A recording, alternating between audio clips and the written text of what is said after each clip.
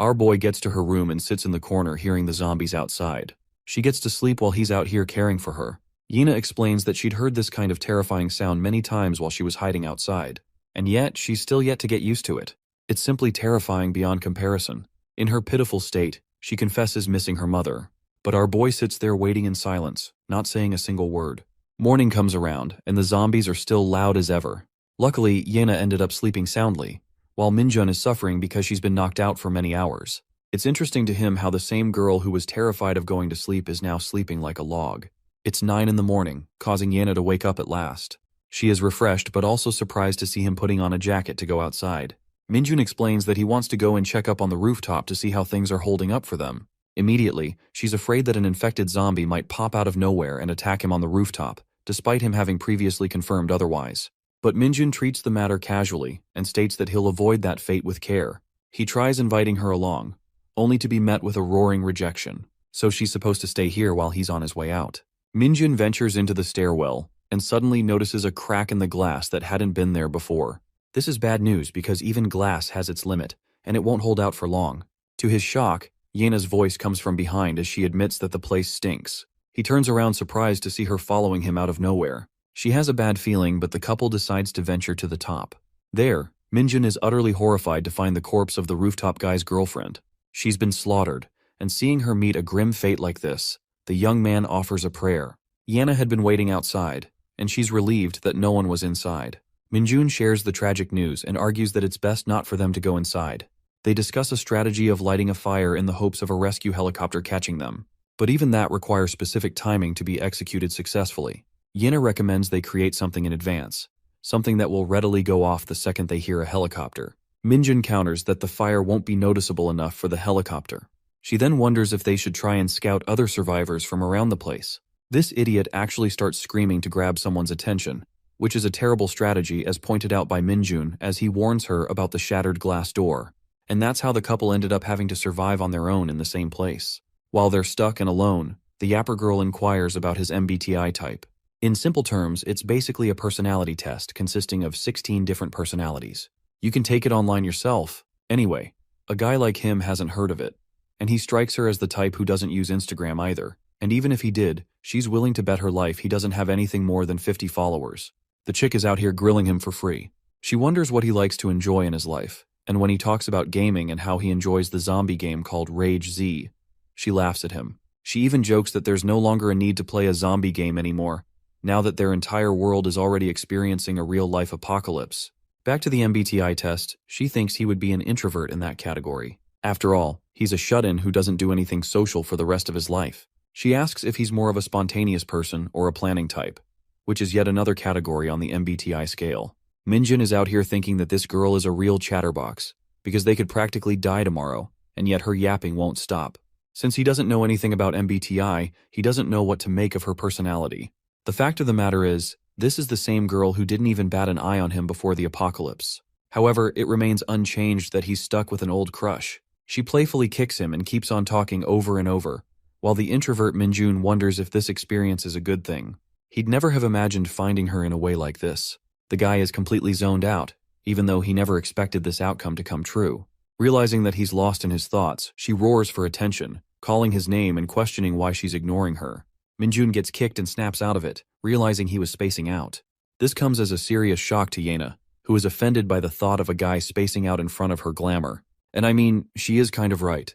A few days zoomed past just like that. She was casually kicking her feet while enjoying reading a comic. Yena asks if he's finished with the laundry since she's so hungry. The girl is basically a dead weight who's doing nothing but relying on him, to the point even Minjun is fed up and wants to escape on his own. He really doesn't want to be her slave who is even forced to do her laundry for her, which is also befitting of his personality type for being unable to express his emotions clearly. With electricity gone, he has to wash clothes by hand. Thankfully, the water is working fine, but the food is a different story. Having wrapped up everything, he tells her that he's off to leave. Yena reminds him not to be late. She wants him to return within 30 minutes, even threatening him if he dares to be late. Minjun is really at a loss here, but he does go outside.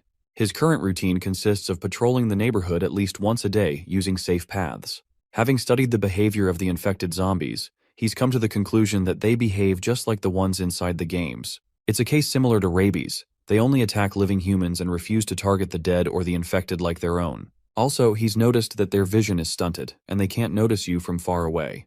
But this characteristic varies from zombie to zombie. Their hearing senses are extremely sensitive, so it's necessary for Minjun to tread lightly. Finally, they seem to despise the sunlight and aren't around as much in the day compared to the night. It's only because of that crucial detail that he thinks it is absolutely critical for them to avoid the nights. One more detail strikes out to him. The behavior of these infected zombies is quite similar to the game he plays. He wonders if he's the one being delusional in comparing the two situations together, or maybe it is just a funny coincidence. But if that is the case, if the zombies are really the same as the ones in the game, then Minjun fears the worst has yet to come, and soon the world will surely come to its end. Back at his apartment building, Yena is bored out of her mind reading comics. She doesn't know what to do, and she's even more frustrated that Minjun is late again. Her annoyance grows after noticing that he's been denying her a lot lately, which she believes needs to be fixed soon. Wow, she really does treat him like a slave. To her astonishment, Yena hears the sound of a helicopter coming from outside. It may seem hopeful, but in the end, it's not like she can do anything worthwhile. The last time the helicopter came, these guys executed their strategy with the fire and even begged for help. But that strategy absolutely failed, and so they gave up on it entirely. More time passes, and now Yena is really starting to get nervous. She's anxious and biting her nails in anticipation of Minjun's arrival. An entire hour has passed since his departure, and he's not home yet, which is enough to cause her worry. She wonders if he got attacked or something. To mask her feeling of fear, she even promises to beat him up when he returns. She thinks this guy really must have some kind of attraction to getting hit and only then following orders. Also, Yena is fully convinced she's not going to allow him to leave from tomorrow morning onwards. But here's the funny thing. She ended up waiting until the sun went down, and bro still didn't return. Yena is worried sick and hoping that he's not dead somewhere outside. With the sun down, even more infected zombies will come hunting for him. She sulks in terror, almost accepting that he's no longer coming back home. The girl pleads for his return, terrified that she may be left all alone again. Fortunately for her, our boy had a heart of gold and came back. He wants to show her something, but he wasn't expecting her to look so devastated. Yena's eyes are tear-filled, and she's at the verge of crying. He did leave her for more than 3 hours after all. The first thing she does is punch him for being stupid, but he stops her to show her what he found. He recovered a leaflet from the helicopter earlier. He personally went out to collect all of them, which caused him to be so late. Yena is startled when she reads the leaflet, unable to comprehend what the hell is going on. It's a lockdown announcement to fully lock down Gangbuk region by the 10th of the month. And it's troublesome for them because that's where they are. With only 1 day left, there's just no way for them to survive. Minjun tells her to also read the back of the leaflet, which talks about the safety status of the region. It turns out that their neighborhood has a much lower infection rate compared to the rest of the region. There are some places that are safe, while others are classed as very dangerous. Basically, you're stupid if you venture in those neighborhoods type of thing. The worst part is that their religion is destined to reach the levels of dangerous as well. So their initial plan to stay put in one place is now working against them. Yena questions if they can even leave the region with the time they've got left. She's all about her questions right now, but while she's yapping about, Minjun is doing the heavy lifting with his brain for the both of them, and wonders how terrifying a very dangerous area must be. Though he doubts the words on the leaflet, he still can't do anything but accept the information he's being given. Knowing that places like Nowan and Weijongbu are out of the question, they won't be able to escape north of Seoul. Minjun declares their objective. They must utilize every opportunity to get to the Han River. The fastest way to get there is through Shandong or Dongdaemun.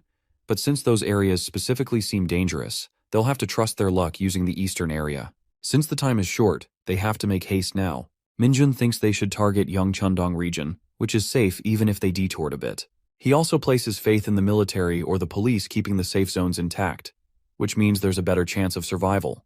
Yena is at a loss for words because of his excellent strategy. She really only took him for a loser up to this point, but turns out he can really plot his way out of a hole. Minjun is not in the mood to joke around and emphasizes the need to leave immediately. Yena is hesitant and doesn't seem to be prepared to leave. She wants to eat dinner after all. Even Minjun believes it would be smarter to leave early in the morning since the zombies get aggressive at night. Also, she's really skeptical of their chances to even escape into a safe zone.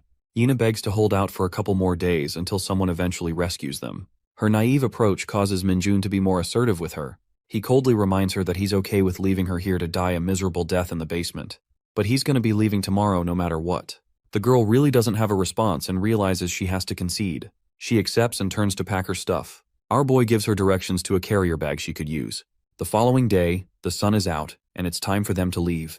Even though she doesn't want to, Yena has to. Also, Minjin questions if she's fine with leaving her dad's hospital behind. He remembers that her father works at the hospital after all, so he thinks she should at least check on him. In response, Yena shows a puzzled and worried look. She then fakes her expression and argues that they don't need to do that, because her parents already escaped Gangbuk safely. This is the truth that she couldn't tell him at first.